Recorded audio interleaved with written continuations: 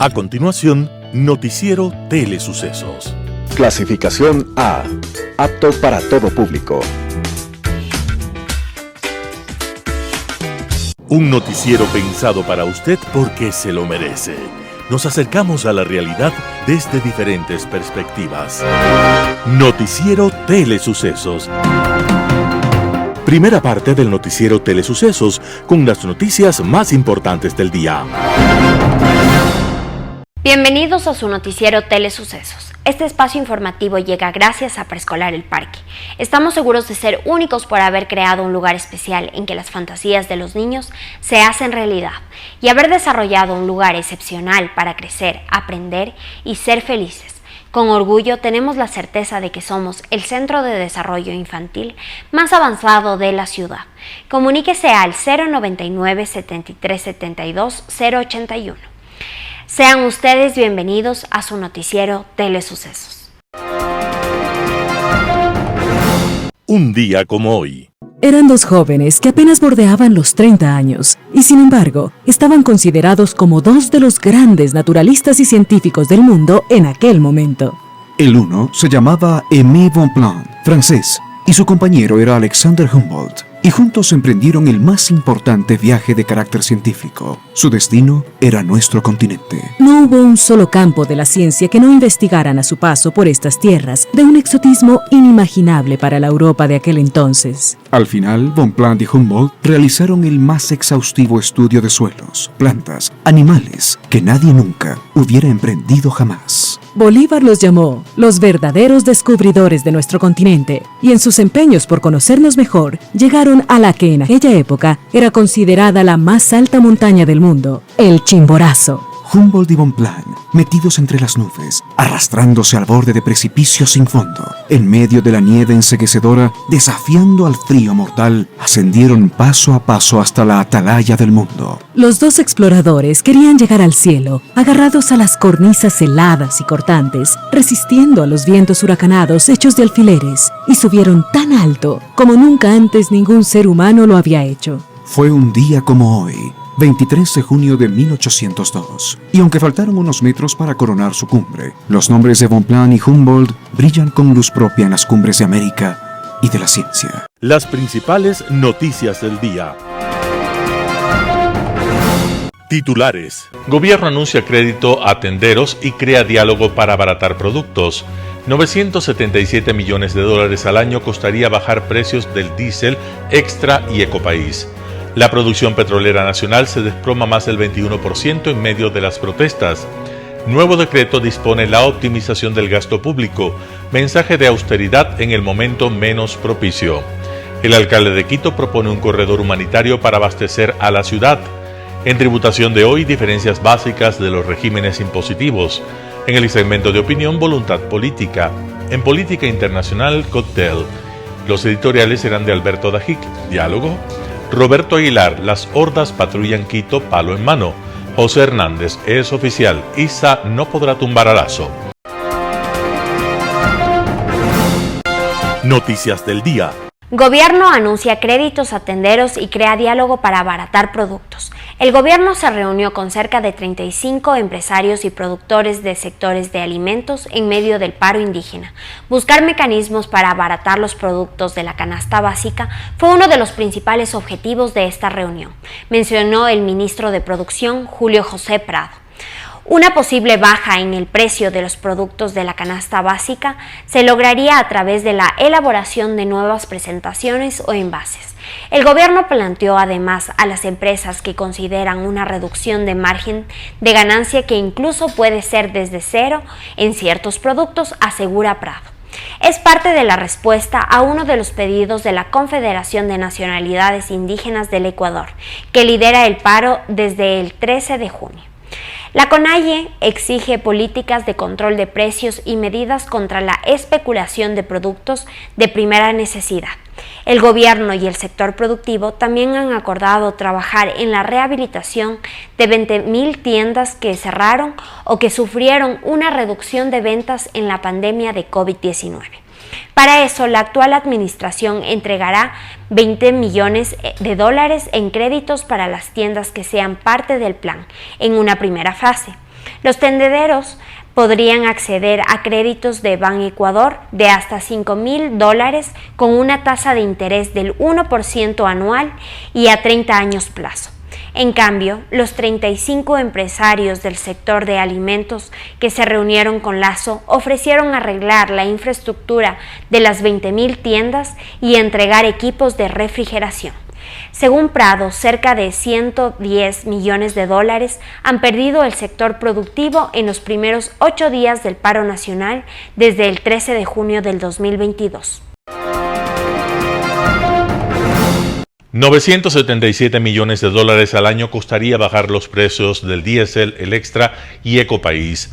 Por el incremento del precio del petróleo, el gobierno calcula que el gasto en subsidios a los combustibles llegue a los 3.000 millones de dólares en 2022. El monto representa un incremento del 57% respecto a la cifra inicialmente presupuestada para este año, que era de 1.900 millones de dólares. La nueva proyección considera los precios congelados del diésel en $1.90 por galón y de $2.55 por galón para las gasolinas de bajo octanaje Extra y Ecopaís, que están vigentes desde octubre de 2021. Pero si el gobierno atendiera el pedido de la Confederación de Nacionalidades Indígenas, CONAIE, de bajar esos precios, el gasto en subsidios podría llegar a representar casi 4.000 millones de dólares en 2022, según el ministro de Finanzas, Simón Cueva. La CONAIE convocó a un paro nacional el 13 de junio de 2022, motivado por 10 pedidos. Uno de ellos es que el gobierno reduzca el precio del diésel a $1.50 por galón y el de las gasolinas Extra y Ecopaís a $2.10 por galón. Una reducción de esa magnitud, según Cueva, elevaría el gasto de subsidios en 977.5 millones de dólares al año. La producción petrolera nacional se desploma más del 21% en medio de las protestas. La producción petrolera de Ecuador pierde fuerza. En este octavo día de protestas, el 20 de junio del 2022, el bombeo llegó a 388.106 barriles por día, según cifras de la Agencia de Regulación y Control de Energía y Recursos Naturales No Renovables. Cuando iniciaron las protestas el pasado lunes 13 de junio, la producción petrolera llegaba a 494.373 barriles de petróleo diarios, de acuerdo a las cifras de la ARC. Es decir, en 8 días de movilizaciones, el bombeo nacional se ha reducido en un 21,4%. En días pasados, el gerente de Petroecuador, Ítalo Cedeño, aseguró que casi la mayoría de empresas privadas y Petroecuador han reportado incidentes en los últimos días debido a las manifestaciones. Algunas personas han intentado ingresar a los pozos petroleros como parte de las protestas. En ese contexto, el ministro de Energía y Minas, Javier Vera, declaró la fuerza mayor para todas las operadoras de exploración y explotación de hidrocarburos y todas las fases de la industria hidrocarburífera del país. El objetivo es evitar mayores afectaciones al país por posibles demandas ante un incumplimiento de los términos de un contrato, aseguró la cartera de Estado en un comunicado. Nuevo decreto dispone la optimización del gasto público, mensaje de austeridad en el momento menos propicio. Una de las preguntas que provoca el decreto 457 que dispone la optimización del gasto público es ¿por qué no se lo emitió en medio de las movilizaciones del movimiento indígena? Las disposiciones han causado el rechazo de diversos sectores por el temor de despidos en entidades públicas.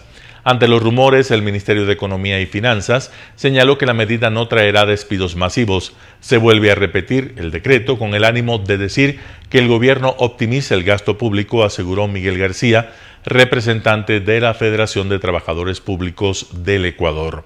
García sostiene que el documento es una copia del 135 que fue emitido por el expresidente Lenín Moreno en septiembre de 2017. Lo más óptimo era agregarle 2 o 3 artículos a través de una nueva resolución, dijo García. Si bien puede haber una buena intención de ajustar el gasto por parte del gobierno, no es el momento más adecuado para haber emitido el decreto, aseguró el exministro de Finanzas Fausto Ortiz. Para el exministro, el decreto de austeridad incluso no sirve para dar un mensaje al Fondo Monetario Internacional porque a nivel técnico ya se dio la aprobación de la cuarta y quinta revisión y solo se espera la decisión del directorio. Para el secretario del Observatorio de Política Fiscal, la austeridad en el gobierno es necesaria en estos momentos porque requerirá de más recursos para cumplir con los ofrecimientos que ha hecho al movimiento indígena.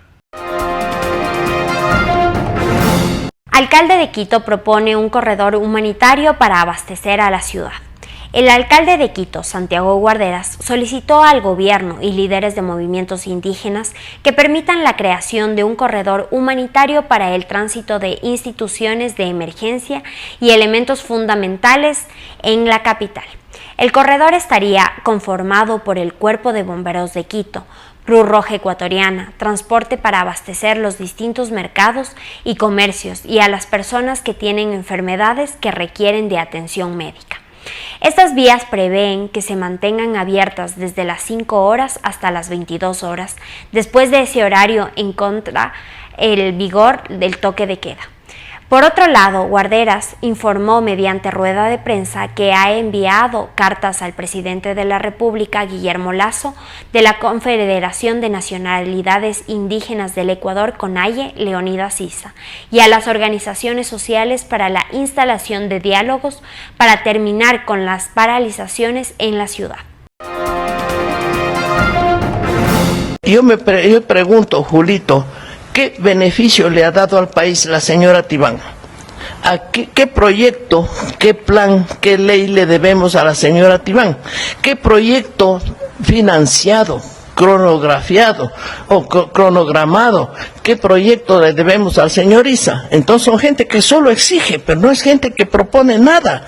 Entonces no hay protesta sin propuesta. Si no son capaces de proponer, no son capaces de nada. Entonces son gente que solo quiere figurar. Yo también puedo salir a gritar, porque todavía tengo capacidad de ponerme a gritar y a molestar y a ofender y a insultar, pero esa no es la forma.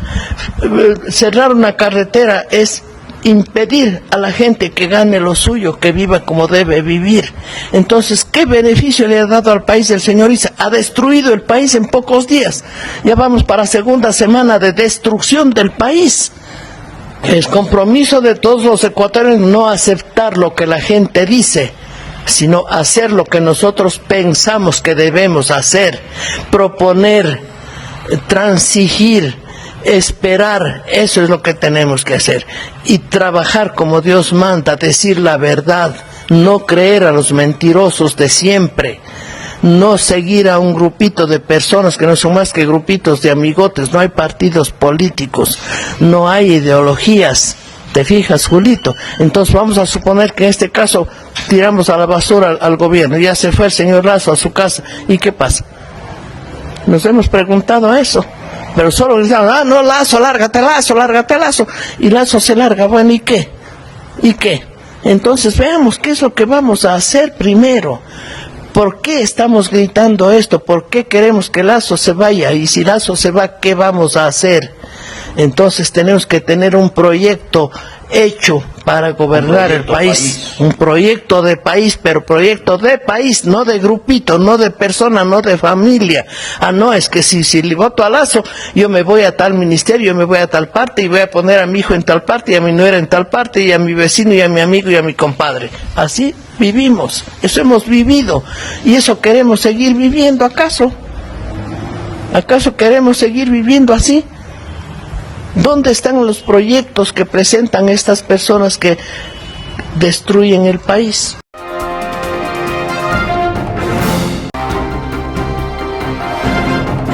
Cuidados en tiempo de COVID.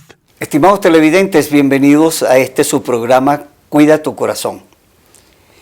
Con esto de la pandemia o muchas otras situaciones que se han venido dando relacionadas con la pandemia, nosotros vemos personas que tienen un cambio de ánimo. Vemos personas que están muy ansiosas, muy temerosas, inclusive llegan a la situación de pánico, ¿ya? Y otras con estados depresivos, con un temor a la muerte por esto que estamos viviendo.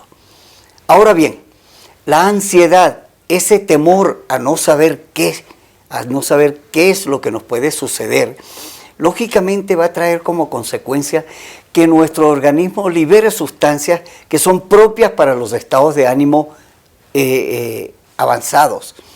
Quiero decir con esto que el momento que nosotros normalmente nos asustamos por algo, vemos que nuestro corazón late a una mayor velocidad, late con más fuerza, en ocasiones se acompañan de sudoración. Esto está causado por ciertas sustancias, ciertas hormonas que se liberan con ese estado de ánimo de miedo. Ahora bien, esto es lo normal, pero que esto se mantenga perpetuado durante todo el día o inclusive durante la noche causando insomnio, eso no es lo normal. Lógicamente, eso puede tener etapas, ¿no? Tenemos una etapa donde todos tenemos miedo a esto, todos tenemos un cierto estado de depresión, pero podemos llegar a una crisis de pánico o a un estado depresivo que ya requiera ser manejado por un especialista. Quiero decir con esto, un psiquiatra.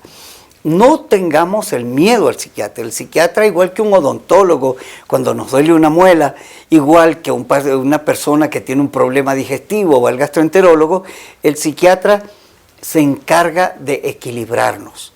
¿Por qué? Porque si no logramos esto, nuestro corazón puede producir arritmia, puede aumentar su presión arterial y puede llegar a comprometerse de una manera importante.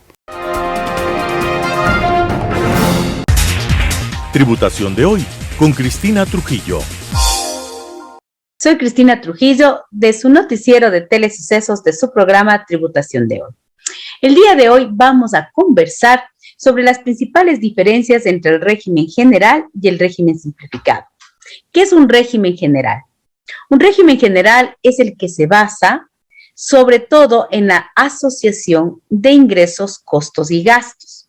Nuestra ley tributaria establece de una manera muy clara que el impuesto a la renta en general está fundamentada en el ingreso. En el régimen general, lo que podríamos decir que está basado es en el concepto de ingreso neto. Esto quiere decir ingresos menos costos y gastos.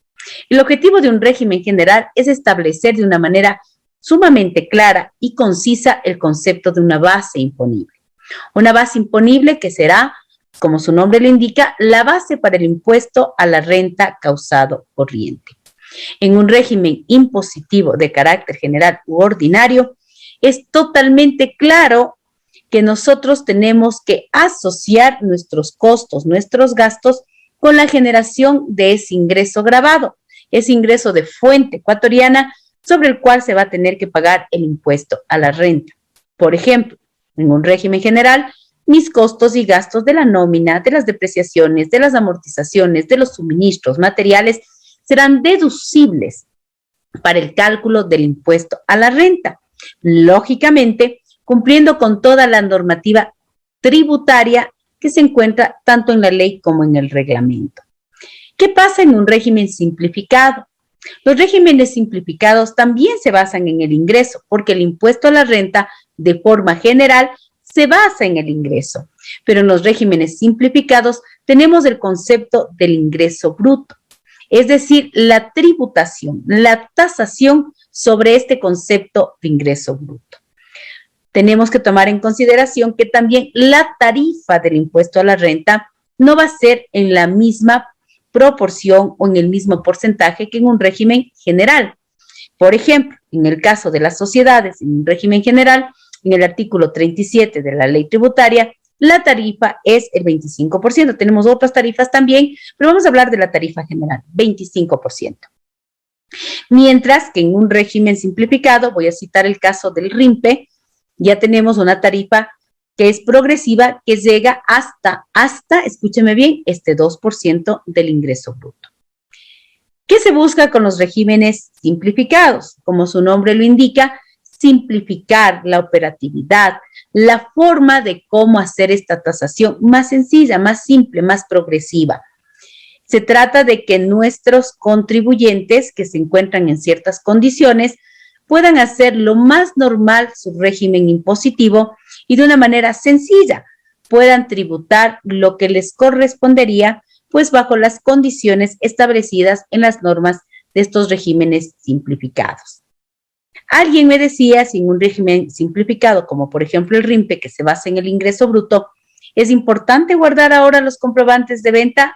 Pues la norma lo dice que de manera literal sí, independientemente que usted tribute sobre un régimen simplificado sobre el ingreso bruto, usted tiene la obligatoriedad de guardar todos los comprobantes de venta que soportan sus costos y gastos, lógicamente, a pesar de que se tribute sobre el ingreso bruto.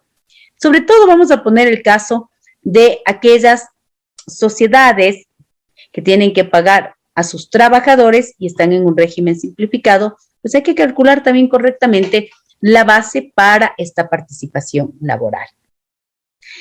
¿Cuáles son los principales regímenes impositivos que tiene el Ecuador? No digo todos los que son, pero los principales. El régimen general, el régimen ordinario, como así lo llamamos, el que se basa en una tabla progresiva de impuesto a la renta tanto de personas naturales como de sociedades, artículo 36 y artículo 37 de la ley tributaria. Y tenemos el famoso RIMPE, que se aprobó y que está totalmente en vigencia para este periodo fiscal 2022. Es muy importante que usted sepa como sujeto pasivo a qué régimen impositivo debo yo pertenecer, en qué régimen impositivo me encuentro para hacer correctamente el cumplimiento de mis obligaciones tributarias. Y así también mirar también qué beneficios puedo tener dentro de la ley fiscal. El saber a qué régimen impositivo pertenezco es mirar por mi tipo de renta, si tengo una renta del trabajo o una renta del capital, pero sobre todo hoy, ¿qué me dice de manera literal la ley tributaria, que es derecho público, que se aplica al pie de la letra, sobre qué régimen impositivo debo aplicar? Por ejemplo, un trabajador autónomo es un régimen RIMPE. Por ejemplo, los profesionales independientes, bajo la normativa vigente, es un régimen general. Es importante que usted conozca, sepa, se informe de los diferentes, hablemos, cuerpos normativos que tiene nuestro país. La ley tributaria es importante, pero también tenemos otras normas que hacen de nuestro accionar, de nuestra operatividad, señores, el cumplimiento correcto, y a la larga, quien maneja un marco normativo adecuado está generando también un tema de progresividad, un tema también de productividad para nuestro querido país. Soy Cristina Trujillo, de su programa Tributación de Hoy en su noticiero de Telesucesos. Un panorama de noticias para su estatura intelectual.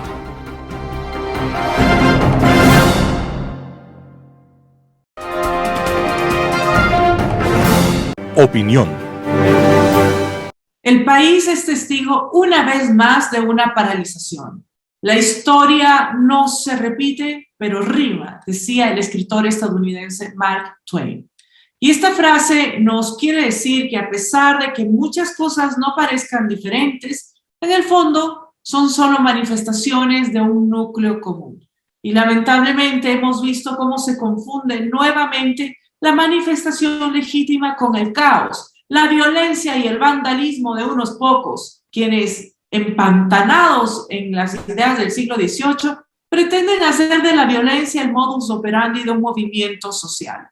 3 años han pasado y parece que algunos actores políticos no han entendido nada, y quienes promueven las peligrosas ideas del comunismo mariateguista vuelven a poner en jaque a las instituciones democráticas, aquellas que le han costado tanto a nuestro país.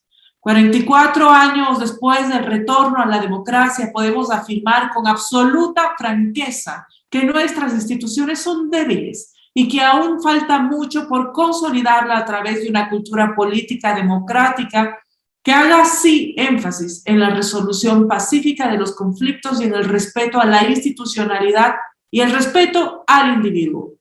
La vida democrática incluye un elemento fundamental: el reconocimiento al otro, a quien no piensa igual que nosotros, pero que puede procesar sus demandas hacia el sistema político.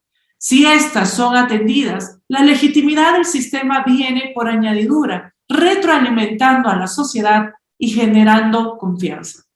Si un gobierno tampoco atiende con prontitud las necesidades básicas de la ciudadanía, ni cumple con su plan de gobierno, Solo el tiempo alarga la hecatombe social. La falta de medicinas, la ausencia de empleo y confrontar con todas las organizaciones políticas del país son parte de las causas del problema que hoy estamos viviendo. ¿Qué nos queda para superar este problema? La voluntad política de los actores en conflicto. Es fundamental dejar de lado la escalada en la tensión y sentarse a negociar. Por un lado, abandonar la violencia y sancionar a los vándalos, a quienes hemos visto destruir bienes públicos y privados, a quienes amenazaron y golpearon a periodistas y amedrentaron a los ecuatorianos. Por otro lado, acercarse a los interlocutores de la protesta y escucharlos, y negociar la atención de sus demandas, encontrar las salidas necesarias para destrabar el paro nacional y devolverle la paz y la tranquilidad a la gente, y sobre todo, entender que la política sin conversación con quien piensa y siente diferente es la puerta de entrada al autoritarismo. Urge un acercamiento, dejar el sectarismo y la confrontación. El país le urge un gran acuerdo nacional, y para mañana, amigos, será demasiado tarde. Gracias. Global Hoy con Alan Carney. El dicho, convertido poco menos que en refrán, que afirma que en la América Andina al menos, el que no tiene de inga, tiene de mandinga, no hace otra cosa que constatar la realidad de unas sociedades cuyas estratificaciones sociales tienen su paralelo más cercano en la India, por las líneas jerárquicas raciales y de castas que las atraviesan. Revelan también el proceso de mestizaje que ha determinado la estructura de esas sociedades al día de hoy, con todas las subyacentes cargas de superioridad e inferioridad que los conceptos de raza y de casta llevan implícitos. Esa estratificación produjo unos resultados económicos específicos por los cuales los que ocupaban la parte alta de la pirámide social se beneficiaron por las ventajas que derivaban de tal ubicación, lo que era visto como algo natural. En buena medida, esa visión instalada en un ideario arcaico sigue muy vigente entre los actores sociales, tanto en la cima como en la base de la pirámide, dando lugar a unas sociedades racistas y clasistas, pese a los cambios que el mundo ha experimentado en el último siglo y medio. La realidad de la desigualdad es una marca de fábrica en las sociedades americanas y la principal fuente de insatisfacción social en la región, más allá del empleo, la inseguridad o la violencia. En la América Andina, quienes más han sido afectados por el modelo social, sin ninguna duda, han sido las comunidades indígenas a quienes les cupo el dudoso honor de ocupar la base de la pirámide en condiciones de semi-esclavitud desde la conquista europea. Dentro de ese marco histórico se inscribe la creciente demanda de esas comunidades por cambiar una situación de injusticia que las mantiene en un creciente atraso respecto de la sociedad, esencialmente porque el mundo cambió mucho más rápido de lo que nuestras sociedades lo hicieron. En un mundo donde se privilegia como ruta hacia la prosperidad personal y colectiva el conocimiento, las ciencias y la información, esas comunidades siguen aferradas a la tierra, carentes de un acceso real a la educación, condenadas por tanto a rezagarse cada día más en la marcha hacia el futuro. Tal como las naciones que no invierten en investigación científica y desarrollo tecnológico están condenadas a ser meros proveedores de materias primas, su gente, sin educación en las ciencias y técnicas disruptivas que el mundo de hoy demanda, quedarán en la economía global a lo sumo como mano de obra no especializada. Los acontecimientos que Ecuador atraviesa en estos momentos son en parte el resultado de una impaciencia colectiva por la lentitud con que se tratan estas carencias y demandas de la sociedad. Digo en parte, pues también está presente un componente de manipulación política de grupos que ven en la insurgencia indígena oportunidades para utilizarla e instrumentalizarla para sus particulares fines y objetivos. En los últimos 30 años, la CONAIE ha sido parte de varias acciones contrarias a la democracia, como el derrocamiento del expresidente Maguad, de Lucio Gutiérrez, y del lamentable episodio de octubre de 2019 con la agresión y destrucción contra la ciudad de Quito, que hasta entonces había acogido con cariño y respeto a los grupos indígenas que llegaban con su legítima protesta a la capital. Seguramente la creciente frustración de las comunidades indígenas viene también de la constatación de que su participación activa en los gobiernos que ayudaron a instaurar, concretamente el de Gutiérrez y el de Correa, resultó al final en una amarga experiencia por la forma en que fueron tratados hasta el punto de terminar injuriados y duramente perseguidos por sus antiguos aliados que los llenaron de epítetos y descalificaciones. A partir de octubre de 2019, el movimiento indígena se radicaliza ante la presencia cada vez más dominante de una nueva camada de líderes que buscan desplazar a los históricos dirigentes de la organización. Entre este nuevo liderazgo destaca Leonidas Issa, quien, de acuerdo al menos a las tesis planteadas en su libro Estallido, plantea una revolución violenta inspirada en una serie heterogénea de ideas hilvanadas en torno a los agravios y resentimientos de sus seguidores. Plantea, en un mundo en que el marxismo está ya ocupando estantes en los museos como una curiosidad anecdótica, mantenido como una herramienta dinástica en la exótica Corea del Norte o como atracción turística en Cuba, a manera de reservas o parques naturales.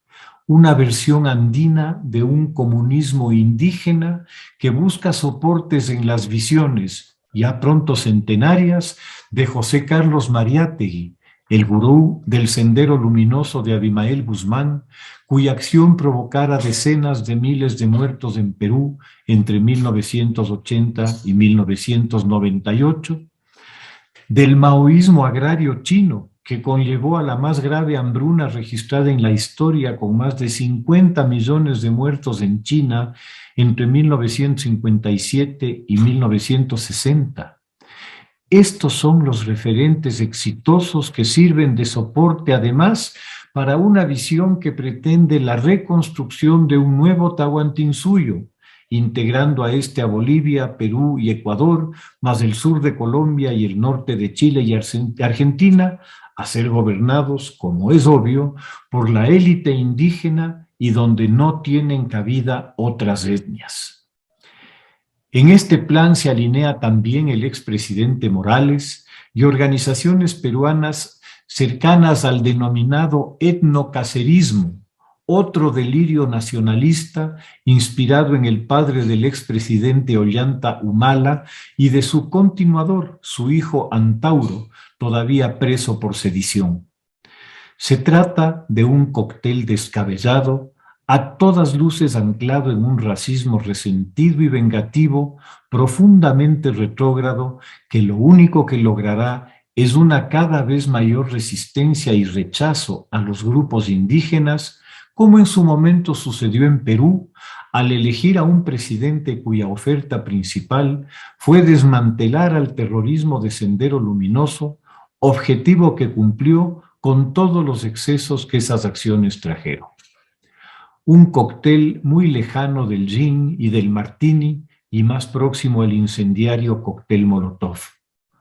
El capital político que la CONAIE acumuló en la sociedad por un manejo a la vez firme y sensato de su accionar, luego de los acontecimientos de octubre de 2019 y de lo que hasta ahora se ve en el actual paro, se está rápidamente diluyendo ante las acciones extremas que la propia retórica de su actual dirigencia origina.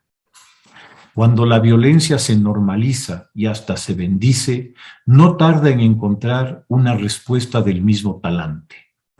El gobierno ha dado claras señales encaminadas a buscar diálogo en torno a los planteamientos de la CONAIE, pero esta y el señor Issa parecen no comprender que el diálogo es de ida y vuelta. Lo otro es una imposición. El presidente fue electo para gobernar por una mayoría de ciudadanos. Él no puede ni debe ceder sus funciones a quienes no han sido electos más que por sí mismos. Muchas gracias. Editorial. Diálogo por Alberto Dajic, El Universo. El diálogo es el mecanismo más idóneo para resolver diferendos y para llegar a acuerdos. Pero el diálogo presupone voluntad de las partes, entendimiento de que hay que ceder y sobre todo el diálogo a la ley y a las normas de convivencia civilizada. La CONAIE, y más especialmente su dirigencia, está cada vez más alejada de los supuestos sobre los cuales se basa el diálogo. En el proceso de ir al diálogo cometen infinidad de delitos: destrucción de bienes públicos, secuestros de fiscales y periodistas, destrucción de propiedad privada, chantaje a empleados de empresas privadas para que se unan a sus manifestaciones, tratar de obligar a empresarios libres a que cierren sus negocios, obstaculización de la libre movilización de ciudadanos, etc. Pero no solo eso, sino que además públicamente dicen que no quieren el diálogo, sino la caída del presidente de la República. Y por encima de todo condicionan: o se acepta todo o no queremos nada.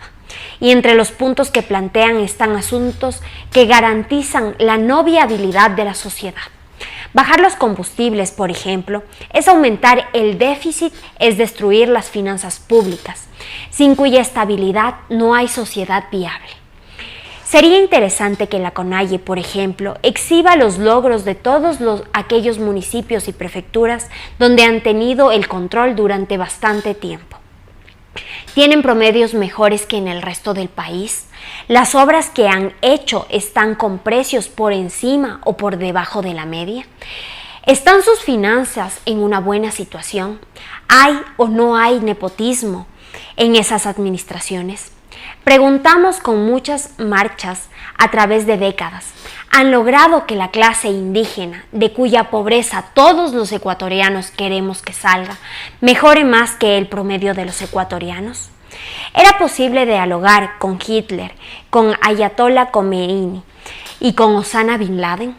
Sus extremismos hacían imposible el diálogo.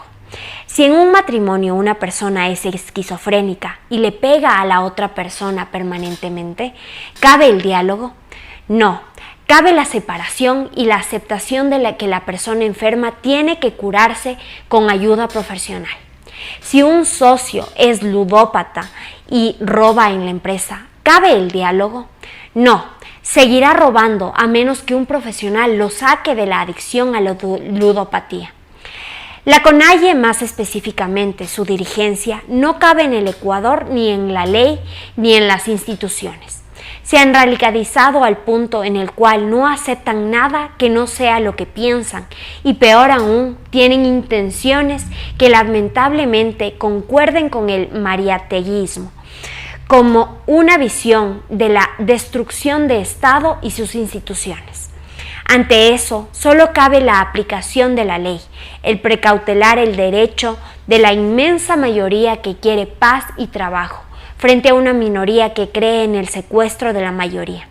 La gran tragedia es que el interés político y el cálculo hacen que el resto de la sociedad no se aglutine en torno a la ley, sino en torno a otros fines. La agenda de ciertos líderes no es compatible con la convivencia civilizada y ellos manipulan a la mayoría de pueblo indígena que no quiere esto. Ojalá el diálogo funcione. Yo dudo. Alberto Dajic, El Universo. Las hordas patrullan Quito, palo en mano. Artículo de Roberto Aguilar publicado en Diario El Expreso. Día de verborrea. En el momento más surrealista de la sesión parlamentaria de este lunes, Andrés Madrid proclamó la defensa del Estado de Derecho y acusó al presidente Guillermo Lasso de atentar contra la estabilidad democrática. ¿Quién diablos es Andrés Madrid? El secretario de la Casa de la Cultura y coautor con Leonidas Sisa del libro Estallido, donde se defiende la violencia sagrada de los pueblos como mecanismo legítimo para echar abajo la democracia burguesa e instaurar el comunismo indoamericano. La contradicción pasó inadvertida para el Pleno de la Asamblea. Aquí nadie lee libros. Solo el Parlamento ecuatoriano es capaz de debatir durante 4 horas sobre un decreto que no existe y terminar volcando toda esa verborrea en una resolución de 8 artículos que no sirven para nada. Rechazar, exigir, exhortar, conminar. Verbos intimidantes escritos todos en infinitivo, que es como no hacen daño a nadie. Quizás el día en que la Asamblea aprenda a conjugar verbos, cambiará el país. Por lo demás, gracias a la sinceridad del correísta Juan Cristóbal Lloret, quedó claro el objetivo verdadero de todo este tinglado: provocar una conmoción social, invocar el artículo 130 de la Constitución y tumbar al presidente. De las 10 demandas del paro nacional, ni una palabra. La consigna es el miedo. Ha vuelto a empezar. Piquetes de campesinos o lumpeproletarios, grupos de 20 circulando a pie en camionetas, armados todos con palos, cubiertos con capuchas o pañuelos, patrullan las calles de la capital. A su paso, los comerciantes cierran las puertas de sus negocios, los conductores paralizan la marcha de sus vehículos, los peatones miran para otro lado. No parecen ir a ningún lugar concreto, simplemente dan vueltas por aquí y por allá reproduciendo los movimientos brownianos de las moscas. ¡Miedo! ¡Miedo! ¡Miedo!, coreaban los manifestantes en un video que circuló la noche de este lunes. La consigna es clara y se cumple a rajatabla. Octubre de 2019 se repite. Mientras tanto, Leonidas Sisa publica un mensaje extemporáneo que nadie toma en serio. No podemos deslegitimar nuestras luchas, dice. No podemos confundir con el vandalismo. Su pedido de dar paso libre para todos los trabajadores de la salud, ambulancias, enfermos, es una tácita aceptación de que hasta este momento los mantenían bloqueados. Y de cualquier manera, nadie le hace caso. No dejemos una imagen como pretenden posicionar, declara cínicamente, a eliminar cualquier vicio que pretendan confundir con violencia. ¿Quién podría confundir un piquete de garroteros con violencia? Yajaira pide sangre.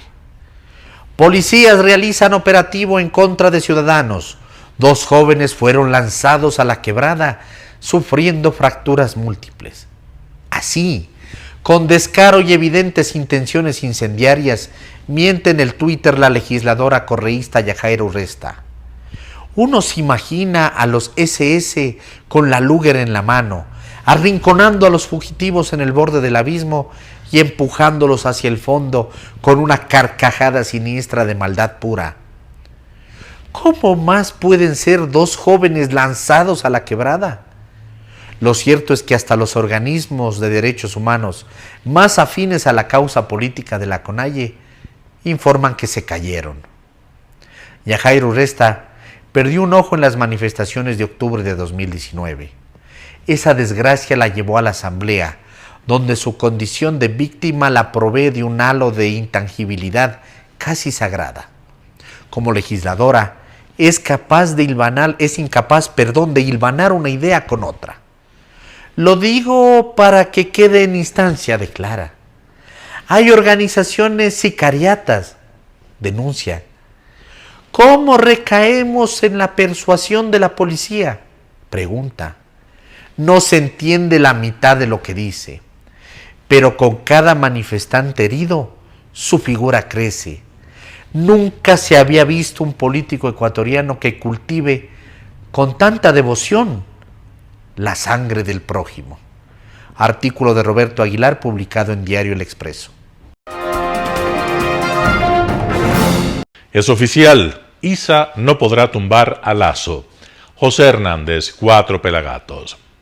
Leonidas Issa apareció esta tarde en un video acompañado por los presidentes de la FENOCIN, Gary Espinosa, y de la FEINE, Eustaquio Toala. En la noche repitió la dosis y aumentó el número de dirigentes a su alrededor. 12 minutos duró el mensaje en el primer video, 24 minutos el segundo. En el primero, los 3 dirigentes hicieron reiterados llamados a la paz y a la cordura. Se dirigían a sus huestes. En los 2 videos el tono y las señales son contrarias a la calentura mostrada por otros dirigentes mestizos que alimentan en redes sociales la percepción de que este paro concluirá con la caída de Guillermo Lasso. Un error de bulto. Nada de ello, en efecto, se nota en los 2 videos en los cuales los dirigentes, incluido Issa, se refieren a Guillermo Lasso en forma sobria y considerada, lo tratan de señor presidente y se dirigen a él como un interlocutor, no como el próximo candidato al patíbulo. Los 3 dirigentes enviaron mensajes a sus bases, en el primer video sobre consideraciones logísticas, en el segundo sobre el mecanismo para replicar al presidente Lasso, que respondió los 10 puntos en disputa. El mensaje no verbalizado y que hay que leer entre líneas es que Issa y sus amigos ya iniciaron diálogos, los iniciaron ya con el gobierno y que por los resultados que comunican en el primer video van por buen camino. Está claro que las 2 partes ya han conversado, al menos sobre la logística de los manifestantes que llegaron a Quito. Issa dijo que estarán en la Universidad Salesiana y en la Universidad Central del Ecuador y que esos espacios han sido garantizados. Conclusión, el gobierno no se opuso a la ocupación de esas universidades y si no lo hizo, hay que colegir que se concertaron los mecanismos sobre la actitud que tendrían esos manifestantes en estos sitios y en Quito. En ese sentido, Issa pidió que la estructura cuide y proteja a sus miembros, evita enfrentamientos e infiltrados que causan, dijo, vandalismo y violencia, y que los manifestantes se queden allí hasta que se decidan las acciones de los próximos días. Eso, en términos cristianos, se llama una tregua. En el pronunciamiento también se nota que hay una negociación en curso sobre la ocupación territorial que quiere tener la CONAIE en Quito, y se informa que ya el gobierno, no lo cita, garantizó un espacio para el fuego, esto es para la fiesta del Inti Raymi. En este punto también dijo necesitar un espacio para hacer una asamblea y aludió a la tradición que existe en las comunidades de tomar decisiones colectivas. En resumen, pidió al presidente que desmilitarice el arbolito y la Casa de la Cultura. En el segundo video solo habló de el arbolito. Issa no lo dice, pero esos 2 pedidos ni siquiera podrían ser considerados si el tono no hubiera bajado entre la dirigencia de la CONAIE y el gobierno.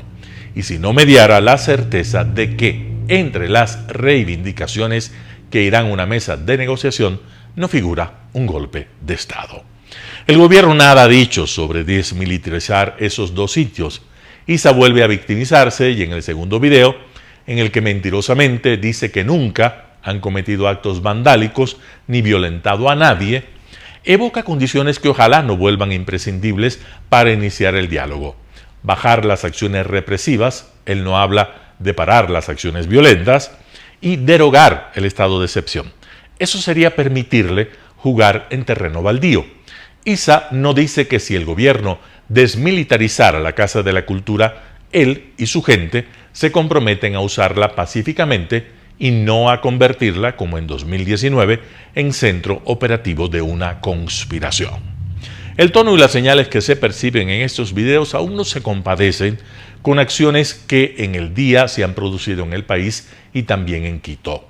El Ministerio de Salud indicó que 2 personas fallecieron por el bloqueo sufrido por ambulancias, esto a pesar de las promesas dadas por el propio Issa sobre los pasos que serían habilitados para emergencias y personas que necesitan atención prioritaria. Los bloqueos no cesan y ha habido serios actos de violencia y acciones vandálicas. La contaminación del agua con aceite quemado en Ambato es sin duda un atentado miserable. El tono bajo y las señales de pacificación y negociación que hay en los 2 videos prueban que, al fin, convencidos de que no podrán dar un golpe, ¿Los dirigentes indígenas aceptan sentarse a la mesa de negociación? Hay hechos que militan a favor de una respuesta positiva. ISA no logró meter en su estrategia a todos los actores del 2019. Hay que verlo enumerar a sus aliados esta vez. La lista es bien corta. Es visible que la presión de la opinión pública, escandalizada al comprobar que repite la ola de violencia sin importarle la factura de 2019, le preocupa. Se escuda en los discursos de odio y estigmatización del movimiento indígena para justificar el hastío de la sociedad con la violencia producida por los indígenas. Y se sabe, desde hace tiempo, que no tiene condiciones objetivas ni subjetivas para intentar tumbar a Lasso. Puede que el presidente no guste a muchos, pero pocos quieren canjearlo por caos y mayor incertidumbre. Tampoco cuenta esta vez con un apoyo en la Asamblea que, en la historia reciente, siempre ha procesado políticamente los golpes de Estado. Se probó que el correísmo no pudo cocinar el golpe legislativo que Correa pidió con ahínco en sus redes sociales.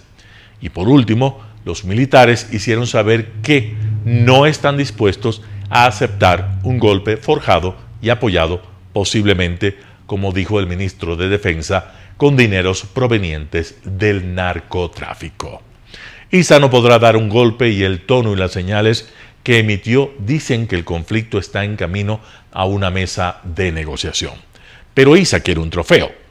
Por eso no se compromete a nada. Cuestiona a los mediadores propuestos por el presidente y quiere que una asamblea popular fije los mecanismos de cumplimiento para los 10 puntos que exige al gobierno. Cuando no puede ser golpista, ISA se desquita. Es retorcido ese señor. José Hernández, 4 Pelagatos.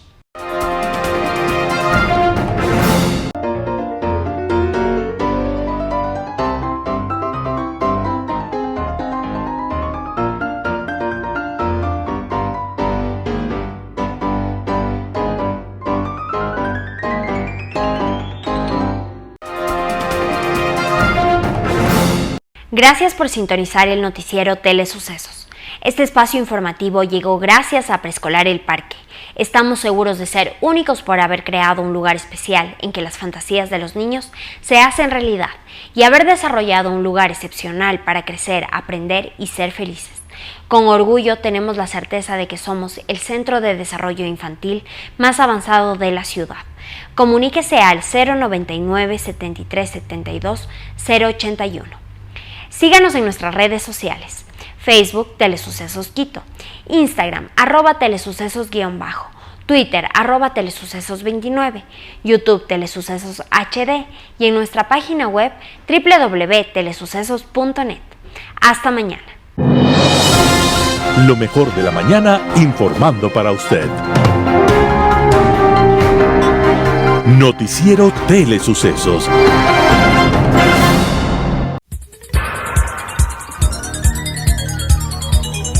Las opiniones vertidas en este espacio por la producción y dirección del programa son de exclusiva responsabilidad de sus autores y de quienes intervienen en ellos.